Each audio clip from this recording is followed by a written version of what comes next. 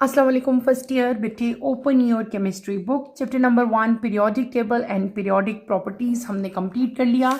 मैंने आपको पूरा चैप्टर डिटेल से पढ़ाया बेटे। पूरा पीरियोडिक टेबल मैंने आपको डिटेल से बताया कि उसमें कितने ब्लॉक्स हैं, किस तरह से उसकी डिस्ट्रीब्यूशन हुई है। अच्छी तरह से मैंने आपको इसको एक्सप्लेन किया। चैप्टर हमारा हो गया है कंप्लीट। अब हम इसकी करेंगे exercise. Let's start with the exercise. अपनी बुक का पेज नंबर 17 आप लोग ओपन करेंगे। चैप्टर नंबर 1 की एक्सरसाइज मैं आप लोगों को आज करवाऊंगी। Let's start with the exercise. Page number 17 बेटे आप लोग ओपन करें। एक्सरसाइज फर्स्ट क्वेश्चन हमारे पास है, यहाँ पे मल्टीपल चॉइस क्वेश्चंस हैं, ठीक है। तो ये हम पहले करेंगे। आपका कंपल्सरी क्वेश्चन है, आपके पेपर में आता है। मल्टीपल चॉइस क्वेश्चन दिए जाएंगे, आपके पास एक क्वेश्चन होगा और 4 ऑप्शंस आपको दिए जाएंगे। आपने बेस्ट ऑप्शन पे राइट ऑप्शन को टिक मार्क करना है। Let's start with multiple choice question. Multiple choice question number 1 question है, 4 choices are given for each question, select the correct choice.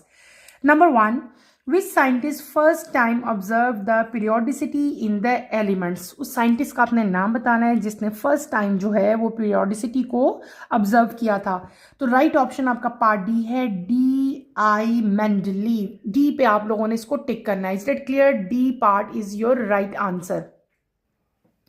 Next part की तरफ मूव करते हैं। Part number 2, recognize the element if it has 3 electron shells belonging to S block and has 2 electron in its outermost shell. तो that is magnesium। आप magnesium पे बेटे tick mark करोगे। Part C is your right option. Part C पे आपने टिक mark करना है, ये हमने पढ़ा भी था। नेक्स्ट पेज पे आओ। पेज नंबर 18 पे हम लोग आएंगे। पेज नंबर 18 पे पार्ट 3 हमें यहाँ पे गिवन है। Which one do you think is correct about metallic character? B is your right option. It increases from top to bottom in the group। जब ग्रुप में आप ऊपर से नीचे आते हैं, मूव करेंगे डाउनवर्ड, तो जो मेटालिक करेक्टर है वो क्या होना शुरू हो जाता है बेटे? इंक्रीज होना शुरू हो जाएगा, ठीक है। Number 4, which property increases as you go down a group in the periodic table. कौन सी प्रॉपर्टी है जो इंक्रीज होना शुरू होती है? तो राइट ऑप्शन आपका है एटॉमिक रेडियस। बेटे जैसे जैसे आपने बड़े डिटेल से हमने ये सारा कुछ पढ़ा था। एटॉमिक रेडियस जो है वो जिस तरह आप ग्रुप में डाउनवर्ड मूव करते हो क्या होता है? वो इंक्रीज होना शुरू हो जाता है। तो राइट ऑप्शन आपका पार्ट ए है, that is atomic radius is your right option. Next चलते हैं नेक्स्ट पार्ट पे, पार्ट नंबर 5 पे।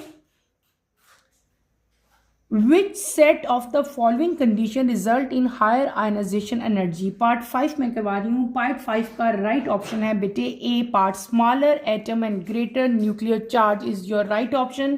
पार्ट ए को आप टिक मार्क करोगे। नेक्स्ट आता है आपका part 6, which of the following atom show more than 1 variable oxidation state? Your right option is part D, phosphorus. इसका आंसर क्या है? फॉस्फोरस है। Phosphorus shows more than 1 oxidation state. Next पे चलते हैं पार्ट 7 पे। Which is the correct general trend in the variation of electron affinity in a group? Part A बेटे आपका राइट आंसर है। It become less negative from top to bottom. ये top to bottom less negative होना शुरू हो जाता है, ठीक है। इसको ए को आप लोगों ने टिक लगाना है।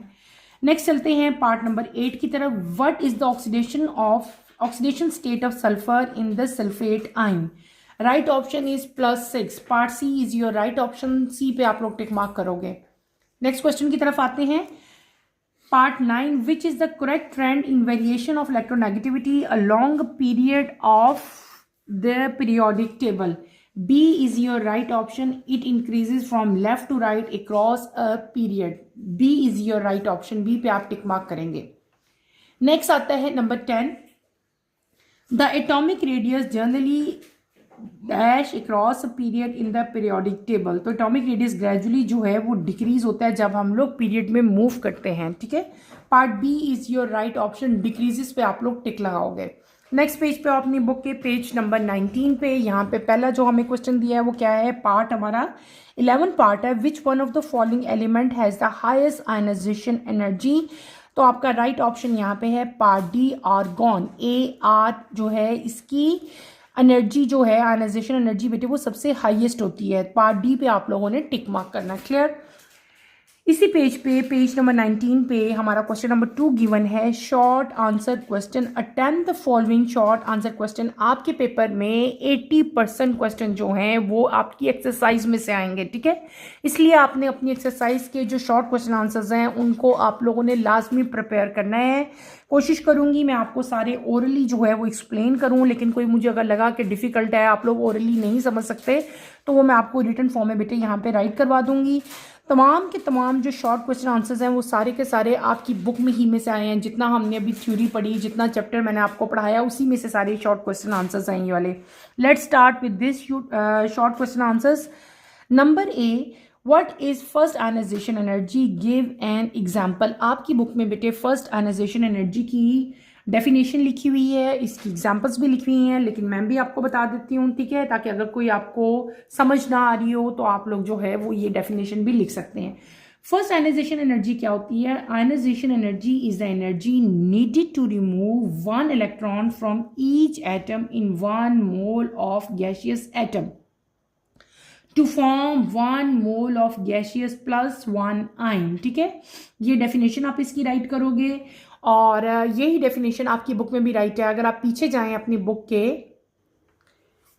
के पेज नंबर 8 पे अगर आप लोग आओ, पेज नंबर 8 के स्टार्ट में आपको टॉपिक गिवन है यहाँ पे आयनाइजेशन एनर्जी। यहाँ पे बेटे अगर आप रीड आउट करो इसको, ये देखो यहाँ पे लिखा हुआ है is known as first ionisation energy, ठीक है।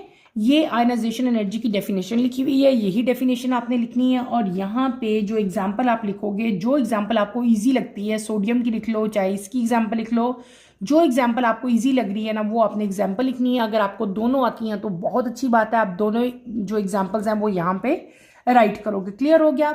आप इसको जो है मार्क कर लें। फर्स्ट आयनाइजेशन एनर्जी की यहाँ पे जो है डेफिनेशन गिवन है।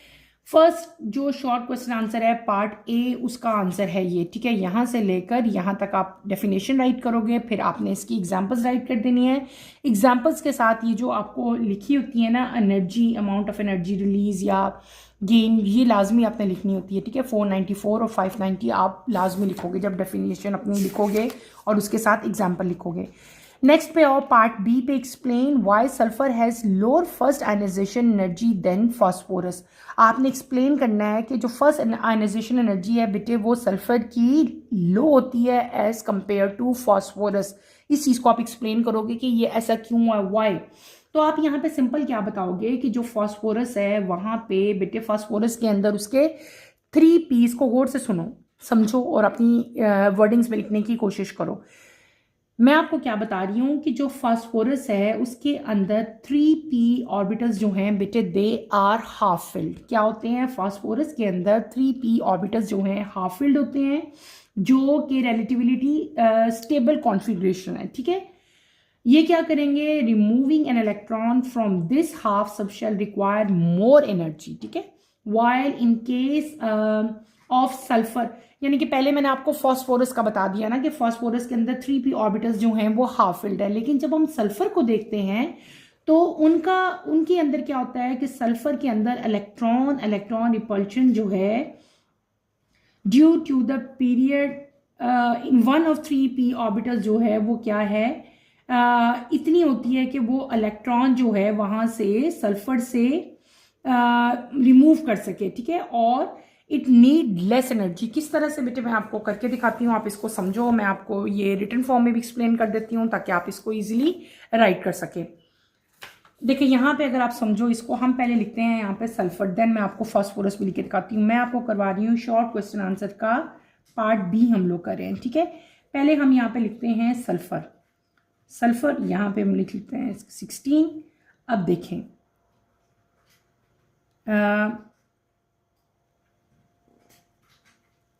ठीक है, ऐसे ये सारा मैंने आपको एक्सप्लेन किया था कि किस तरह से इसको फिलअप करते हैं, किस तरह से हम सारी इसकी इलेक्ट्रॉनिक कॉन्फ़िगरेशन लिखते हैं, ठीक है। ये मैंने आपको अच्छी तरह से एक्सप्लेन की है।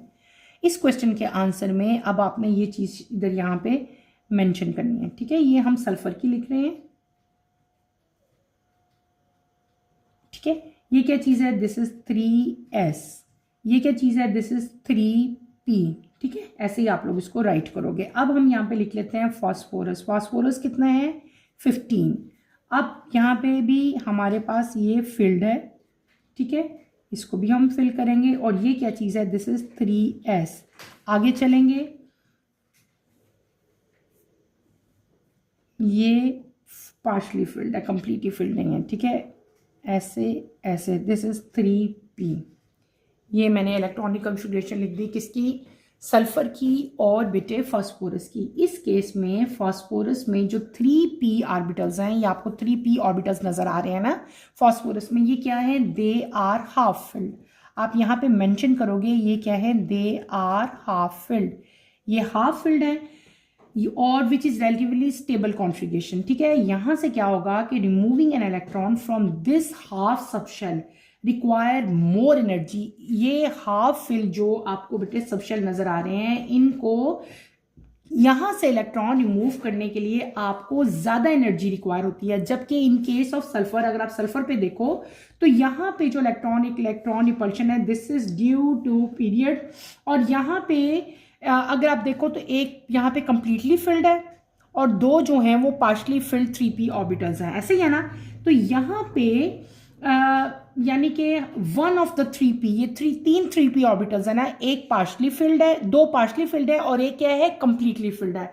यही वजह है कि इलेक्ट्रॉन जो सल्फर से रिमूव करना है उसके लिए हमें लेस एनर्जी रिक्वायर्ड है और यहाँ से इलेक्ट्रॉन रिमूव करने के लिए हमें ज्यादा एनर्जी रिक्वायर्ड होती है, क्योंकि ये तीनों के तीनों जो हैं ये पार्शली फिल्ड है और यहाँ पे एक कंप्लीटली फिल्ड है और दो जो हैं वो पार्शली फिल्ड है। तो यहाँ से इलेक्ट्रॉन रिमूव करने के लिए एनर्जी ज्यादा रिक्वायर्ड होती है और यहाँ से एनर्जी जो है वो हमें कम रिक्वायर्ड होती है। Is that clear? यही चीज आप यहाँ पे डिटेल से बेटे जो है वो मेंशन करोगे कि आपसे पूछा था कि सल्फर जो है उसकी फर्स्ट आयनाइजेशन एनर्जी जो है वो लो क्यों है as compare to phosphorus. Clear? यही आपने इसके आंसर में राइट करना है, जिस तरह से मैंने आपको राइट करके बताया और एक्सप्लेन किया।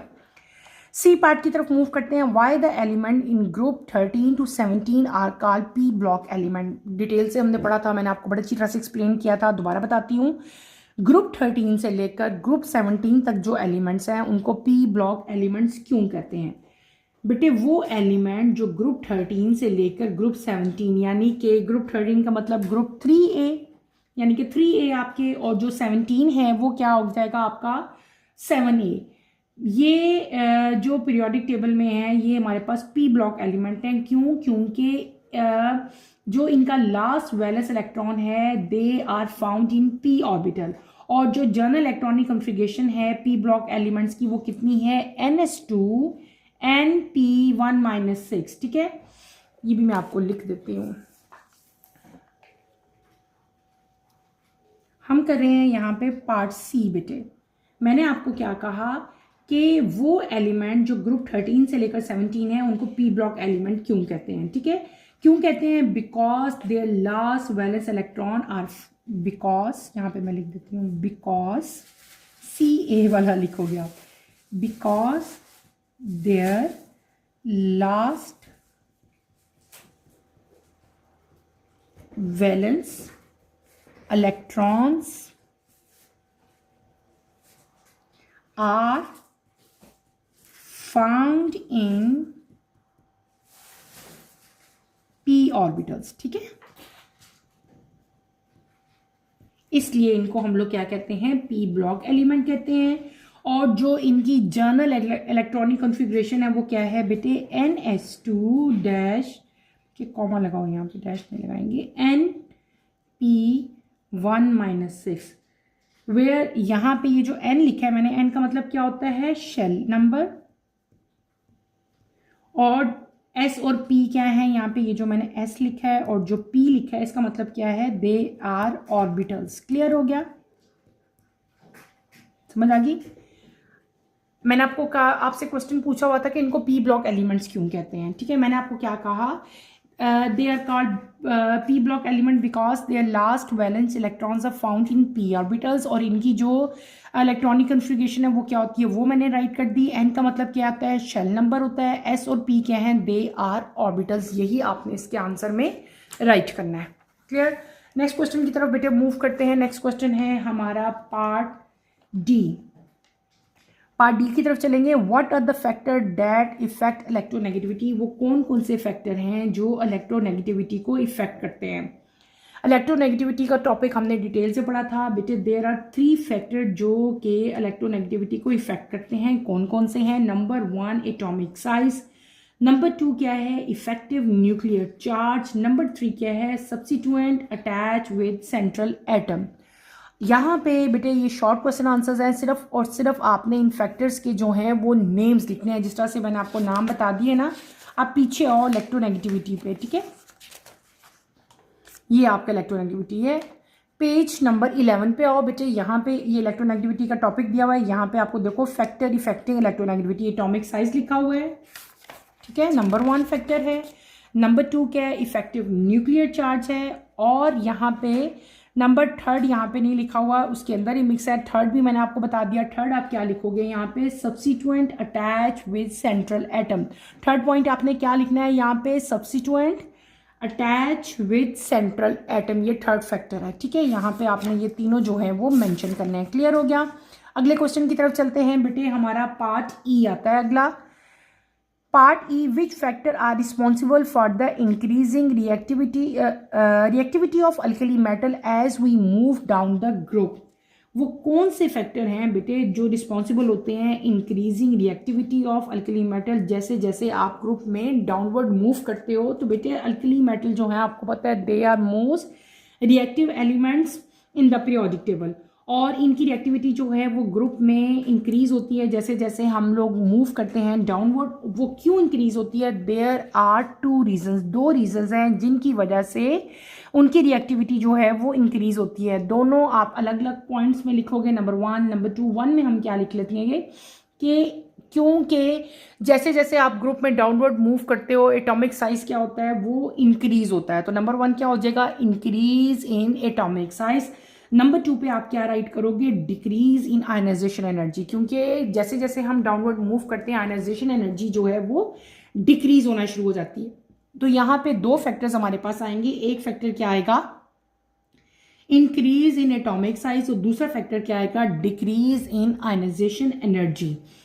सिंपली, और यही दोनों पॉइंट्स लिखे, इनके बारे में आपने 1 to 2 लाइन्स लिख लेनी है कि as we move down the group atomic size increases due to an increase in the number of shell. Common sense है ना बेटे, आपने पढ़ा हुआ है।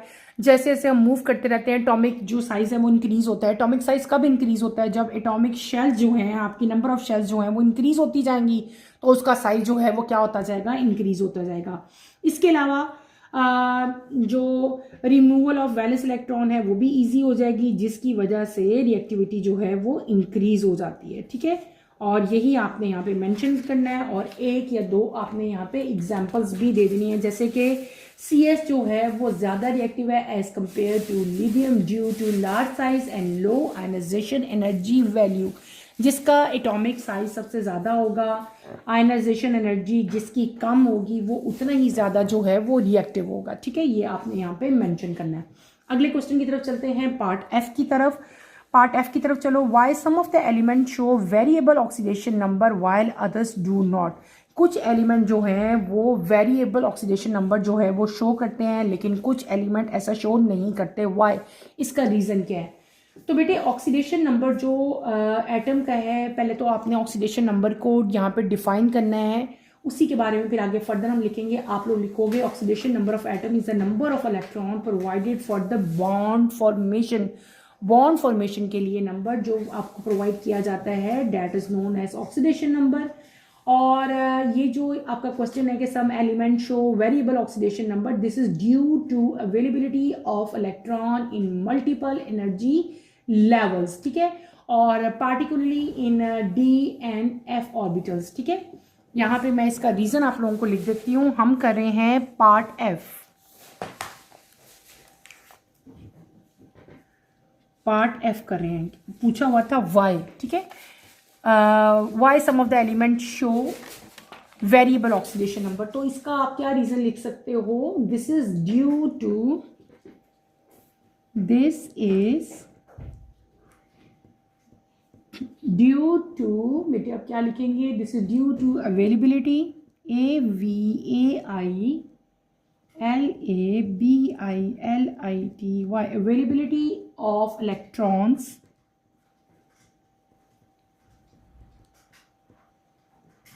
in multiple energy level, multiple energy levels, ठीक है।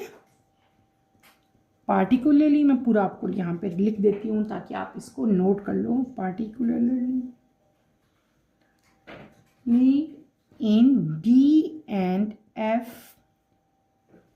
orbitals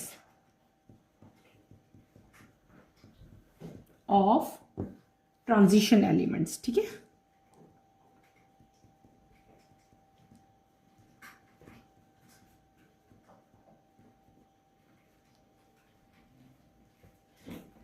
समझ आ रही है? आप इसके आंसर में जो रीज़न लिखेंगे कि वाई दिस हैपन, ये क्यों इस तरह से होता है, आप सिंपली यहाँ पे क्या बताओगे, this is due to availability of electron in multiple energy levels particularly in D and F orbitals of transition elements. और इसके बाद यहाँ पे आप एक एग्जाम्पल लिख सकते हैं। हम यहाँ पे क्या एग्जाम्पल लिख सकते हैं, फॉर एग्जाम्पल मैग्नीज Mn, ठीक है। Mn जो है इट हैज़, बेटे इसका जो ऑक्सीडेशन स्टेट है वो क्या है हमारे पास, ऑक्सीडेशन नंबर जो है +1 से कहाँ तक जाता है, +7 तक, ठीक है।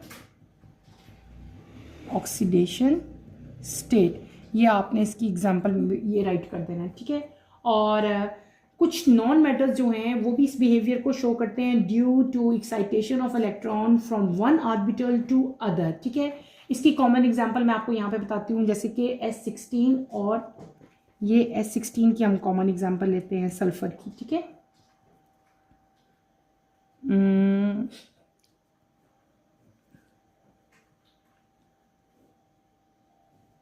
पहले भी मैंने लिखी है, ठीक है। यहाँ पे अगर हम ये भी इधर भी S16 मैं लिखूँ अगर, ठीक है, नीचे लिखती हूँ मैं इसके 1 2 3 4 5 बॉक्सेस बनाएंगे यहाँ पे हम लोग,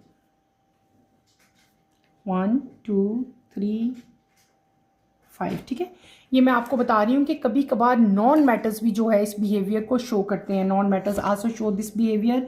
उसकी कॉमन एग्जांपल मैं यहाँ पे आपको लिख के दे रही हूँ, ठीक है। ये क्या है हमारे पास 3 Srj का, यहाँ पे पार्शली फिल्ड आएंगे, कंप्लीटली फिल्ड नहीं आएंगे, दे आर 3p, यहाँ पे ये बाकी सारे एम्प्टी होंगे, ये क्या हो जाएगा 3d, ठीक है। अब अगर देखो ये पहला इस पहले के पास आएगा और ये वाला पहला इस दूसरे के पास। ये जब हमने चैप्टर पढ़ा था तब मैंने आपको डिटेल से सारी एग्जांपल्स करवाई हुई हैं, ठीक है। अब यहाँ पे क्या हुआ कि जो सल्फर है इट शो, मैं लिख देती हूँ, sulphur show +2 +4 and +6 oxidation number,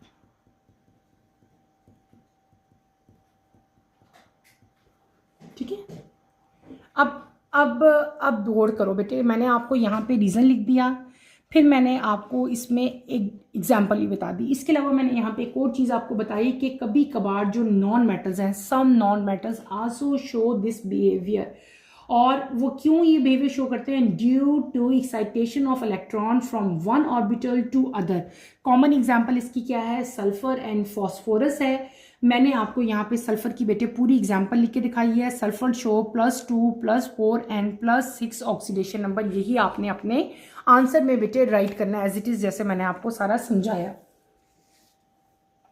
अगले क्वेश्चन की तरफ मूव करते हैं। क्वेश्चन नंबर हमारा नेक्स्ट है, पार्ट जी की तरफ मूव करेंगे हम लोग। Identify the element which is in period 5 and group 15। आपने उस एलिमेंट को आइडेंटिफाई करना है, उस एलिमेंट का नाम बताना है जो ग्रुप 5 से भी बिलोंग, ग्रुप 15 और पीरियड 5 से जो है वो बिलोंग करता हो, ठीक है। तो वो एलिमेंट जो पीरियड नंबर 5 से बिलोंग करेंगे, दे हैव 5 इलेक्ट्रॉनिक शेल, ठीक है। और उनकी कॉमन, और वो एलिमेंट जो ग्रुप 15 से बिलोंग करते हैं उनकी कॉमन एग्जांपल हमारे पास कौन सी इनकी आ जाएगी बेटे, नाइट्रोजन आएगा, फॉस्फोरस आएगा, AS SB और BI। ये सारे के सारे जो हैं ये वो एलिमेंट्स हैं जो ग्रुप 15 से बिलोंग करते हैं, और यही आपने यहाँ पे राइट करना है। इसके अलावा आप क्या लिखेंगे कि जो SP है वो एलिमेंट है जो कि पीरियड नंबर 5 और ग्रुप नंबर 15 से बिलोंग करता है। कौन सा एलिमेंट, SB, कौन सा, SB। अपने बुक के पीछे हैं बेटे, जहाँ पे पीरियोडिक टेबल बना हुआ है, पार्ट जी का आंसर मैं आप लोगों को बता रही हूँ। पीरियोडिक टेबल बना हुआ है आपके बुक के पेज नंबर 3 पे। पीरियड नंबर 5 देखो, पीरियड नंबर 5 और ग्रुप नंबर 15 देखो, ठीक है। ग्रुप नंबर 15 में जो एस बी एलिमेंट है, S B, this is your right answer. आप यहाँ पे क्या लिखेंगे, एस बी लिखेंगे, ठीक है। आप लिखेंगे S B is the element that belong to period number 5 and group number 15। Is that clear? ये आप सिंपल इसका आंसर यहाँ पे राइट करोगे। नेक्स्ट चलते हैं हम क्वेश्चन नंबर एच की तरफ। Why oxides of sodium and magnesium are more ionic than the oxides of nitrogen and phosphorus? यहाँ पे दो तरह के ऑक्साइड्स आपको बताए हैं, एक है सोडियम और मैग्नीशियम के ऑक्साइड्स और एक है नाइट्रोजन और फास्फोरस के ऑक्साइड्स। आपसे पूछा क्या क्या है कि सोडियम और मैग्नीशियम के ऑक्साइड जो हैं मोर आयनिक होते हैं as compare to oxides of nitrogen and phosphorus. आपने बताना है वाई, ऐसा क्यों है, ठीक है। इस चीज़ को आप एक्सप्लेन करोगे। आप सिंपली यहाँ पे क्या बताओगे बेटे, सोडियम और मैग्नीशियम के जो ऑक्साइड्स हैं कौन से होते हैं इनके ऑक्साइड, एक है N2O, एक है मैग्नीशियम ऑक्साइड यानी कि MgO बेटे। ये ज़्यादा आयनिक है as compare to nitrogen and phosphorus oxide due to larger electronegativity difference, क्योंकि इनका इलेक्ट्रोनेगेटिविटी डिफरेंस जो है वो बहुत ज़्यादा लार्ज होता है बिटवीन मेटल एंड ऑक्सीजन, और इनकी अंदर जो है इनकी एबिलिटी भी बेटर होती है कि ये इलेक्ट्रॉन को जो है लूज कर सकते हैं। दे आर मोर इलेक्ट्रोपॉजिटिव, ये भी आप यहाँ पे मेंशन करेंगे। जबकि नाइट्रोजन और फास्फोरस जो है they are more electronegative and tend to share electron with oxygen, ठीक है। ये इलेक्ट्रॉन लूज मतलब नहीं करेंगे बल्कि क्या करेंगे, शेयर करेंगे, और जो रिजल्टिंग ऑक्साइड होंगे they have less difference of electronegativity and are more covalent in nature. यही आपने यहाँ पे राइट करना है। आपके बुक के पीछे भी ये सारा कुछ राइट है, हमने पढ़ा भी है। वही चीज़ मैं दोबारा से यहाँ पे रिपीट कर रही हूँ, दोबारा बता देती हूँ कि सोडियम और मैग्नीशियम ऑक्साइड जो हैं they are more ionic as compare to nitrogen and phosphorus. क्यों बेटे, due to larger electronegativity difference between metal and oxygen. And second क्या है कि they have better ability to they have better ability of metal to lose electron, ठीक है, यानी कि they are electropositive. आप यहाँ पे ये मेंशन करोगे। लेकिन इन नाइट्रोजन एंड फॉस्फोरस क्या होता है कि यहाँ पे इनकी जो टेंडेंसी है कि ये इलेक्ट्रॉन शेयर करते हैं ऑक्सीजन के साथ, और इनका जो डिफरेंस ऑफ इलेक्ट्रोनेगेटिविटी है वो लेस होता है, और they are more covalent in nature. ये आयनिक नहीं होते बल्कि कोवलेंट होते हैं इन नेचर। ये हमारा पार्ट एच का आंसर जो है मैंने आपको बता दिया। नेक्स्ट क्वेश्चन की तरफ बेटे आए, part I. Give reason for different chemical reactivities of sodium and magnesium toward oxygen and chlorine. अपनी बुक के पीछे आओ, पेज नंबर 14 बेटे अपनी बुक का ओपन करें। यहाँ पे आपको टॉपिक दिया हुआ है reactions of sodium and magnesium, ठीक है। तो जहाँ पे आपको ये दिया हुआ है विद ऑक्सीजन, देखें यहाँ पे सोडियम का बिहेवियर लिखा हुआ है जब वो ऑक्सीजन के साथ रिएक्ट करेगा, इसी तरह मैग्नीशियम का भी बिहेवियर लिखा हुआ है। और दूसरा पार्ट क्या है इस टॉपिक का कि विद क्लोरीन, यानी कि आपने इनका रिएक्टिविटीज़ लिखनी है दोनों की, ऑक्सीजन के साथ भी और क्लोरीन के साथ भी, और उनके डिफरेंट टाइप के जो रीजंस हैं वो भी आप यहाँ पे मेंशन करेंगे। हम लोगों ने डिटेल से ये पढ़ा भी था, मैंने आपको एक्सप्लेन भी किया था। तो आपने इसके आंसर में ये with oxygen and with chlorine बेटे ये रिएक्शन भी लिखने हैं, और ये जितना कुछ लिखा हुआ है सारा का सारा आप यहाँ पे अपने आंसर में मेंशन करोगे। Is that clear? तो आपका इस क्वेश्चन का आंसर पार्ट आई का आपकी बुक के पेज नंबर 14 पे गिवन है with oxygen and with chlorine पे, और यही आपने इसके आंसर में राइट करना है। नेक्स्ट क्वेश्चन की तरफ मूव करते हैं, पार्ट जे की तरफ। पार्ट जे बेटे, why the ionization energy of lithium is much lower than that of helium despite the fact that the nuclear charge of lithium is +3 and that of helium is +2। इस चीज़ को आपने अच्छी तरह से explain करना है कि लिथियम जो है उसकी एनर्जी लोअर क्यों है एज कंपेयर टू हीलियम।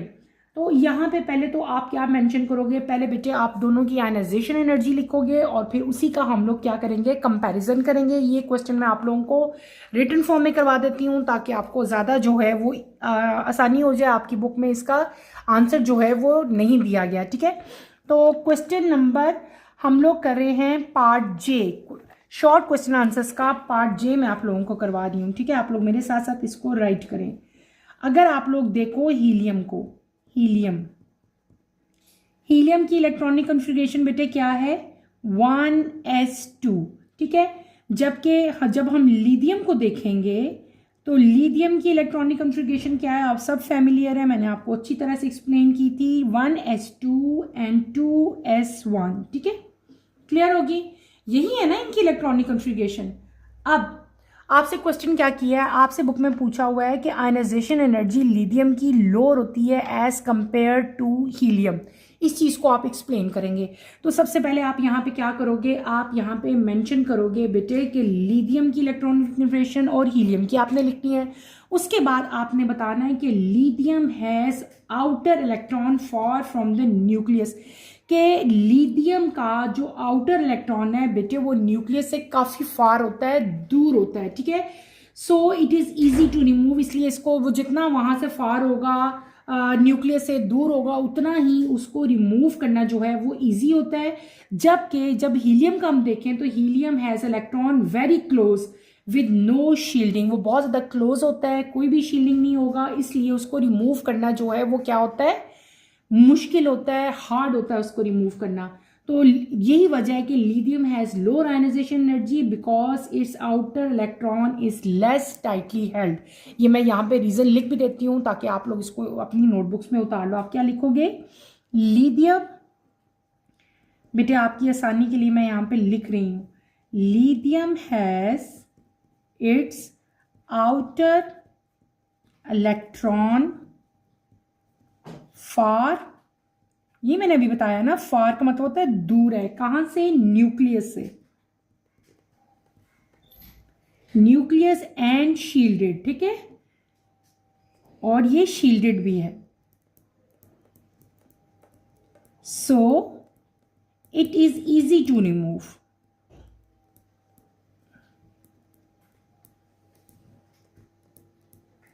जबकि अगर हम लोग हीलियम को देखें तो हीलियम में क्या है, बिल्कुल इसके ऑपोजिट है, हीलियम हैज इलेक्ट्रॉन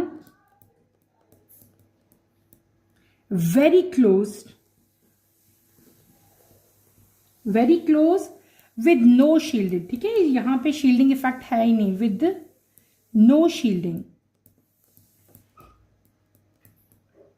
ठीक है, यही आप यहां पे मेंशन करोगे, with no shielding. So next page पे आ जाए बेटे। सो यहाँ पे क्या हम मेंशन कर लेंगे, so they are hard to remove, यहाँ पे आप क्या लिख लोगे, so they are hard to remove, clear. और फिर आप, यही वजह है, हम एंड पे अपना लिख भी देते हैं, lithium has lower ionization energy,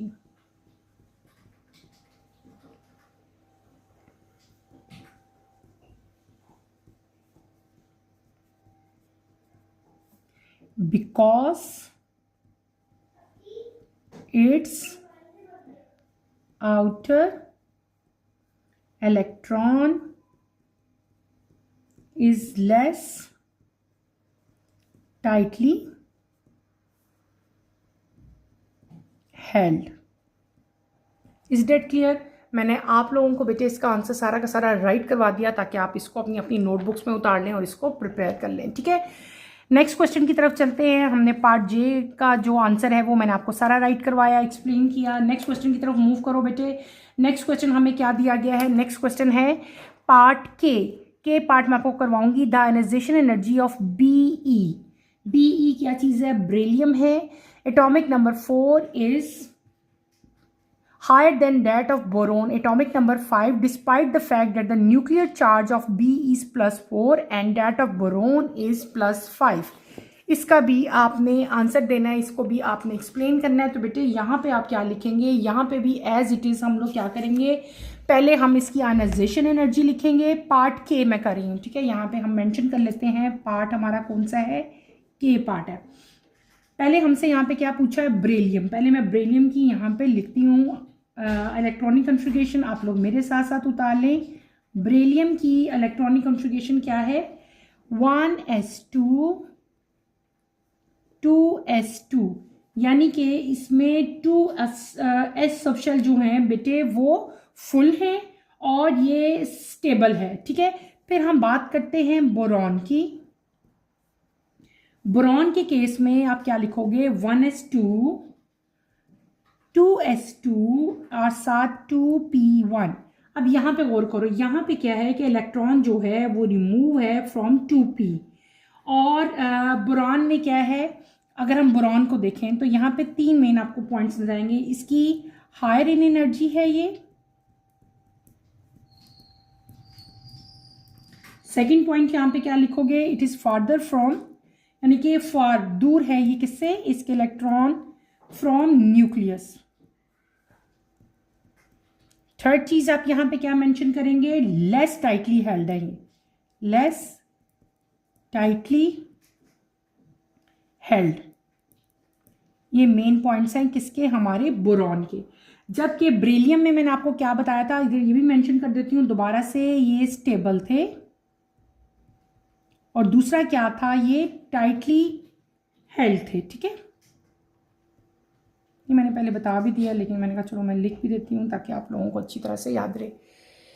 क्या मैंने बता दिया, मैंने आपको बेरिलियम और बोरॉन की इलेक्ट्रॉनिक कॉन्फ़िगरेशन यहाँ पे बताई है, ठीक है। और फिर मैंने आपको इनके सारे जो मेन करैक्टर्स हैं, मेन पॉइंट्स हैं, वो भी सारे मैंने यहाँ पे राइट कर दिया आपके। बेरिलियम में यहाँ पे हमारे पास इसके 2s जो सबशेल्स हैं वो कम्प्लीटली फिल्ड हैं बेटे, दे आर फुल, तो ये स्टेबल है और ये टाइटली हेल्ड है। जबकि इन केस ऑफ बोरॉन यहाँ पे इलेक्ट्रॉन जो है वो रिमूव है फ्रॉम 2p ऑर्बिटल, ठीक है। इसलिए इसकी एनर्जी हायर है, ये फार्दर है फ्रॉम न्यूक्लियस और ये लेस टाइटली हेल्ड है। तो इसका क्या हो जाएगा, सो इट इज, आप क्या लिखेंगे, it is easier to remove, it is easier to remove, बेटे आप ये नोट कर लो अपनी अपनी नोट्स बुक में, रिमूव द, क्या लिख लेंगे, 2p इलेक्ट्रॉन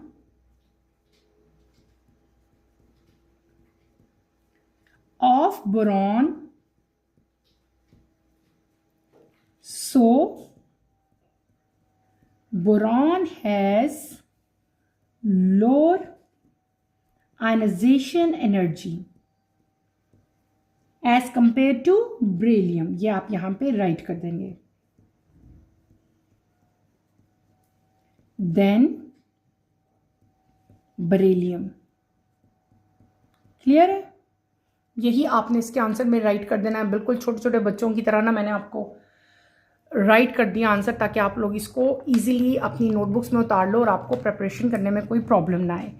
नेक्स्ट क्वेश्चन की तरफ मूव करते हैं। क्वेश्चन हमारा है part L, what is common in sodium, magnesium, aluminium, neon and fluorine, arrange them increasing order of sizes. ये जो तमाम के तमाम एलिमेंट्स आपको बताए गए हैं, ठीक है बेटे। पार्ट नंबर एल हम कर रहे हैं, के बाद एल है।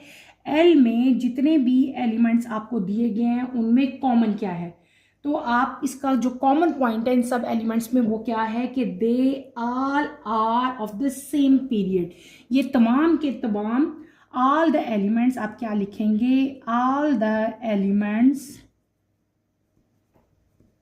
यहां पे आप मेंशन करोगे कि all the elements belong to, ये सेम पीरियड से बिलोंग करते हैं, belong to same period.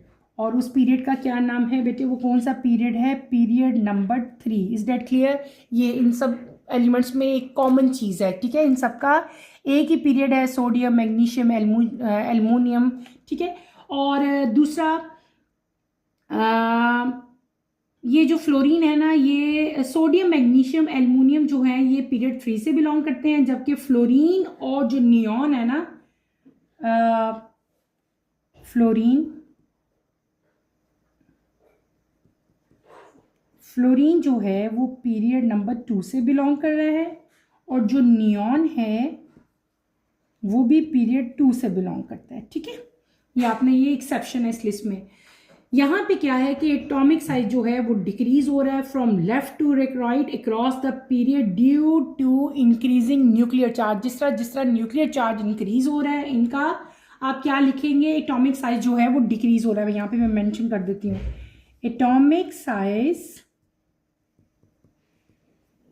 Decreases, ठीक है,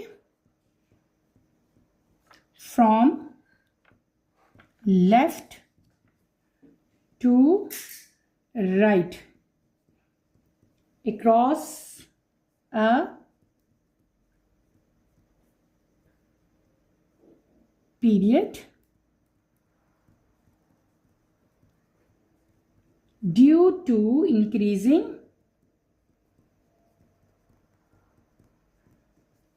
nuclear charge.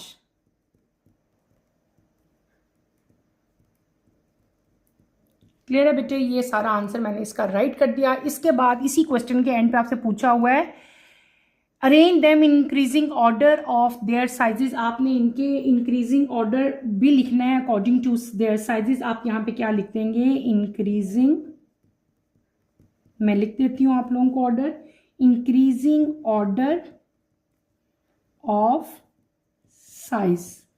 तो यहाँ पे आप क्या लिखोगे? Neon less than F, less than बेटे AL, less than MG, less than sodium.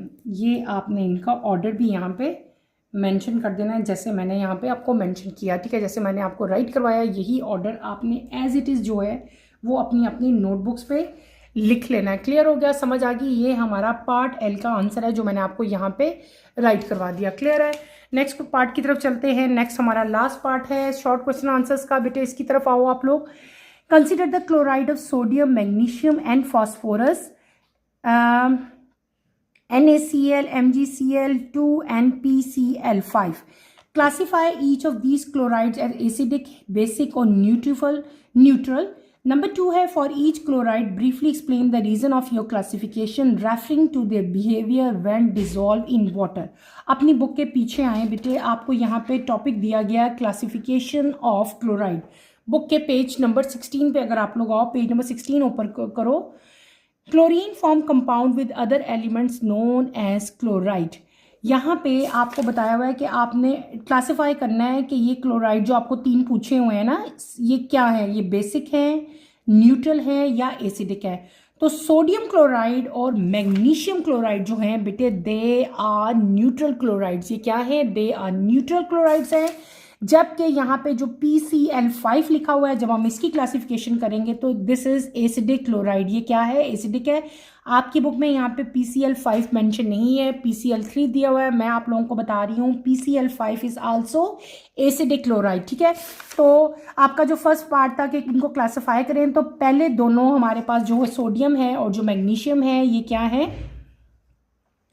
आपको यहाँ पे देखो बेटे, यहाँ पे लिखे हुए हैं, यही आपने यहाँ पे राइट करने हैं।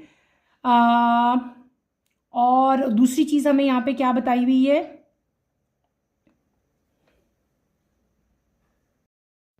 दूसरी चीज़ बेटे हमें यहाँ पे इनके बिहेवियर डिफरेंट टाइप के बताए हुए हैं, इनके रिएक्शंस बताए हुए हैं कि ये किस तरह से रिएक्ट कर रहे हैं, ठीक है? इनकी pH कितनी है, यहाँ पे डिटेल से लिखा हुआ है और मैंने आपको डिटेल से पढ़ाया था। आपने एज इट इज़ ही पूरा का पूरा ये सारा इस आंसर में डिस्क्राइब करोगे, इसी तरह से राइट करोगे। ये रिएक्शन भी आपने मेंशन करने हैं और यहाँ पे भी आपने PCl3 लिखा हुआ है ना, आपने PCl5 का रिएक्शन यहाँ पे लिखना है। PCl5 का रिएक्शन ऑलरेडी मैं आपको क्विक चेक 1.8 जब हमने किया था बेटे, तब मैंने आपको करवाया था। इसका पार्ट C अगर आप लोग देखो तो यहाँ पे PCl5 का रिएक्शन मैं आपको ऑलरेडी करवा चुकी हूँ। तो वही रिएक्शन आपने इसके आंसर में राइट कर देना है। तो आपने इन तीनों को क्लासिफाई भी कर दिया, हमने बता दिया कि पहले दोनों जो हैं वो न्यूट्रल हैं, PCl5 जो है ये हमारे पास क्या है? एसिडिक क्लोराइड है। फिर आपने क्या बताना है? नंबर 2 में एक्सप्लेन करना है इनकी क्लासिफिकेशन का रीज़न और उनका बिहेवियर बताना है जब उनको वाटर में डिज़ोल्व करते हैं। तो ये सारा उनका बिहेवियर भी यहाँ पे लिखा हुआ है, ठीक है? इसके अलावा इनका बिहेवियर है और इनका किस बेस पे इनकी क्लासिफिकेशन की है बेटे, इनके pH की बेस पे, इनके वाटर के रिएक्शन की बेस पे। ये सारा का सारा जो यहाँ पे राइट है ना, ये सारा आपने राइट करना है अपने आंसर में। Is that clear? ठीक है। इसके साथ ही हमारे शॉर्ट क्वेश्चन आंसर जो हैं मैंने सारे आपको कंप्लीट करवा दिए। टोटल हमारे पास यहाँ पे M तक पार्ट थे, 1 बाय 1 सारे मैंने आपको बताए, कुछ मैंने आपको रिटन फॉर्म में यहाँ पे कंप्लीट करवा दिए। नेक्स्ट क्वेश्चन हमारा आता है डिस्क्रिप्टिव क्वेश्चन। डिस्क्रिप्टिव क्वेश्चन मतलब आपके लॉन्ग क्वेश्चन हैं। लॉन्ग क्वेश्चन सारे के सारे आपके बुक का जो चैप्टर है, जो हमने फर्स्ट चैप्टर बेटे सारा पढ़ा था, फर्स्ट चैप्टर के अंदर ही से सारे लॉन्ग क्वेश्चन यहाँ पे दिए गए हैं। आपको सबके आंसर यहाँ पे इजीली जो है वो मिल जाएंगे। लेकिन फिर भी अगर आपको किसी क्वेश्चन का आंसर समझ नहीं आता तो feel free to ask any question, ठीक है। यहीं पे बेटे मैं अपना टॉपिक ख़त्म करूँगी। हमने अपनी एक्सरसाइज कंप्लीट कर ली, एमसीक्यूज़ मैंने आपको सारे करवाए, शॉर्ट क्वेश्चन आंसर्स मैंने आपको सारे करवाए। इस चैप्टर में जितने भी क्विक चेक थे वो साथ साथ मैंने आपको हर टॉपिक के कंप्लीट करवाती गई हूँ, ठीक है। इस पूरे चैप्टर को अच्छी तरह से आप स्टडी करो, इसको प्रिपेयर करो। इस पूरे चैप्टर में, इसकी एक्सरसाइज में कोई भी क्वेश्चन डिफिकल्ट लगता है आपको लगता है आपको समझ नहीं आई, तो feel free to ask any question. यहीं पे अपना टॉपिक बेटे मैं ख़त्म करूँगी। इंशाल्लाह नेक्स्ट लेक्चर में हम नेक्स्ट अपना जो चैप्टर है उसको स्टार्ट करेंगे। नेक्स्ट लेक्चर की नोटिफिकेशन के लिए आप चैनल को शेयर करें, लाइक करें और सब्सक्राइब करें और मुझे यहीं पे इजाज़त दें। इंशाल्लाह नेक्स्ट लेक्चर में आपसे दोबारा मुलाकात होगी। टिल देन अल्लाह हाफिज़ फर्स्ट ईयर, टेक केयर बेटे, अपना ख्याल रखिएगा। अल्लाह हाफिज़।